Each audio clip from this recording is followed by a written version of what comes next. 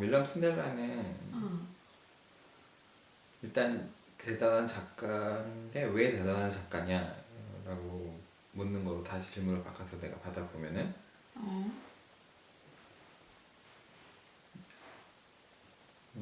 어떤 얘는 고전이라든가 그러니까 클래식한 거 시간을 두고 모든 많은 사람들이 좋아했던 어떤 책이라든가 그런 게 있으면은 그것을 이제 분석을 해 사람들이 어떤 스토리가 있었나 이제 어.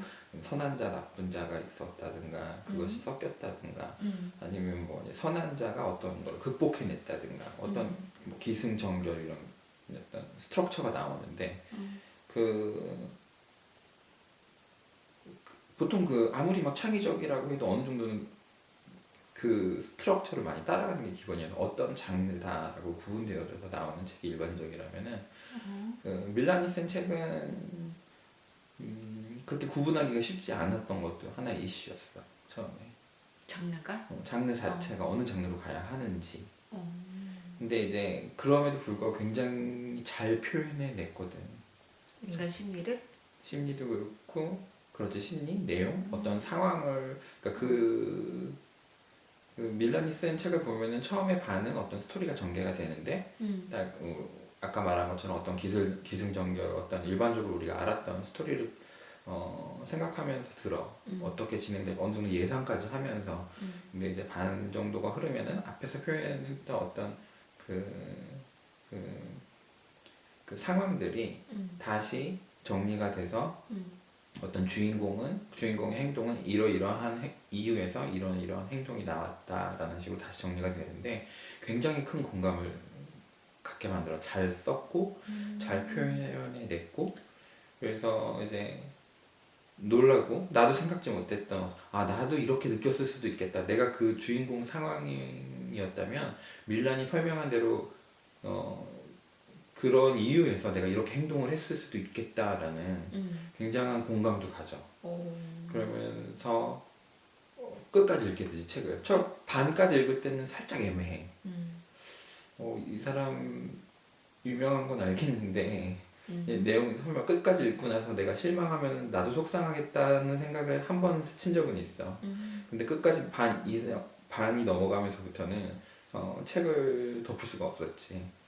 그런 게 내가 느꼈으면 다른 사람들도 다 그렇게 느낀 사람들이 밀란 쿤델라를 좋아하지 않을까? 오케이. 그러면 어떤 책이 제일 인상 깊었어? 나는 참을 수 없는 존재의 가벼움이 참을 수 없는 존재의 가벼움을 처음 읽은 책이긴 한데 그래서 되게 강한 느낌을 받았고 그 다음에 나 밀란 쿤델라가 쓴 책은 다 읽어보고 싶다는 생각을 하고 여러 권을 읽다가 그 중에 하나 불멸이라는 책을 지금 이제 강하게 느끼고 있는 것 같아. 불멸이라는 책을 굉장히 좋게 생각해. 불멸이라는 책은 내가 볼 때는 본인도 좀 어느 정도 유명해졌어. 밀란이라는 사람도 유명해졌고 그래서 이제 유명하면 당신은 유명인이군요 이렇게 좋게만 다가가는 게 아니거든 사람들이. 그러니까 어떤 TV 드라마나 영화에서 보면은 좀 유명해진 사람들이 스토커에 시달린다든가 그런 종류로 이제 좋지 않게 다가가는 사람도 있고 또 하나는 좋지 않게 다가가는 이유 중 하나가 이제 그 사람을 항상 존경하지만은 않아. 그 사람이 가진 그 유명세 같은 거를 나도 가질 수 있는데 쟤는 뭔데 저 사람만 가지고 있나 이런 식으로 생각을 하고 다가가는 사람도 있고 질투? 질투를 갖는 사람도 있고 아니면 내가 저걸 뺏고 싶다.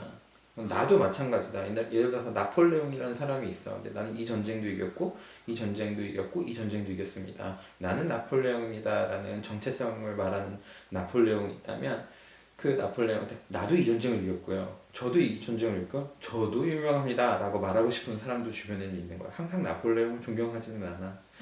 괴테도 굉장히 어떻게 그 글을 그렇게 잘 쓸까? 근데 굉장히 아름다운 책을 쓴 사람이고 잘 표현해낸 괴테한테도 당신은 잘 멋지십니다. 괴테 당신의 글을 읽고 싶습니다 라고 말하는 존경심을 표현하는 사람만이 있는 게 아니라 어떤 여자가 다가가서 그 괴테랑 어떤 성적인 썸씽을 만들고 싶어요. 그러면서 그 불멸성, 괴테라는 이름, 나폴레옹이라는 이름 아주 오래전에 있었던 일이지만 우리 그 이름은 다 알고 있잖아.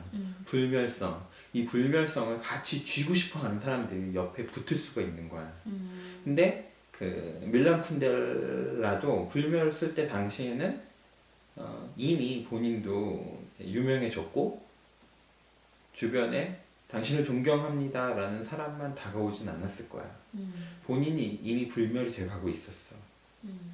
근데 그로 인해서 주변에서 어떤 종류의 사람들의 심리를 느꼈을 거야. 그럴 때 쓴 책이라서 마냥 밝게 쓰진 않았어, 그 책을. 기분 좋은 느낌은 아니잖아.